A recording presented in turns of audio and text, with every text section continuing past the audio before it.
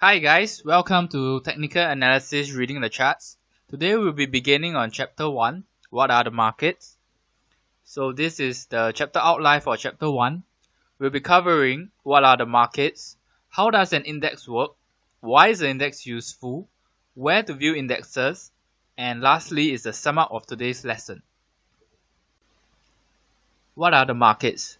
Okay, I'm sure you've heard a lot of people saying, oh, the market went up today, or wow, the market dropped by 200 points today. So when they refer to the markets, what exactly are they referring to? Well, in this case, they are referring to the stock markets. And what you need to know is, every country, they have their own individual stock market. And the stocks in a country's stock market are different from stocks in another country's stock market. So for example, stocks in the German market, they are different from stocks in the Japanese market. And there can be hundreds to thousands of stocks in a stock market. So how do we keep track of how the stocks are performing in a market? Well, this is when we look at something known as an index.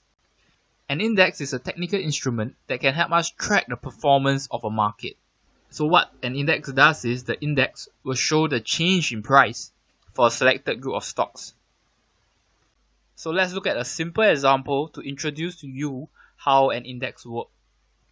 Okay, in order to understand how the index works, let's imagine we are at a place called Mike's Furniture Shop.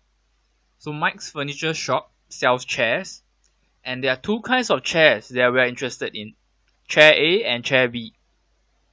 So imagine that there is an index that is tracking both chairs.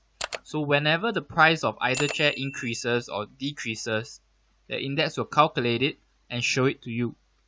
So for example, if the price of chair A were to increase by $5 and the price of chair B were to decrease by $1, the index would show an increase of positive $2 because 5 minus 1 is 4 and there are two chairs.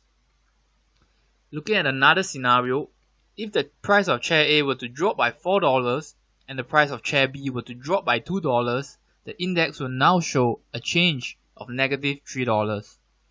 So this is actually similar to how an actual stock market index will work. The stock market index would track the change in price of all the stocks in them, calculate it, and then show it on the index. Of course, for an actual stock market index, it's not that simple in terms of the calculation because they have to take into account many different factors. For example, the number of shares or the big difference in prices between two stocks. But these are all very technical calculations that is not very important. All I need you to understand is the index will show you the change in price for a selected group of stocks. Now you might be wondering, why is the index useful? Because I mentioned to you that there can be hundreds to thousands of stocks in the market, but the index only consists of a selected number of stocks. So can this small number of stocks selected to be in the index, can they mean anything? Do they have any significant meaning in showing you the performance of a market? Well, what you need to understand is most indexes, they don't consist of every stock in the market. They only select a handful of stocks to be in the index. However, the stocks selected to be in the index are all huge companies with large market values from various sectors of the market. So what this means is these companies can help to show you how the different sectors of the market is doing, and their entire value make up a huge portion of the entire stock market value.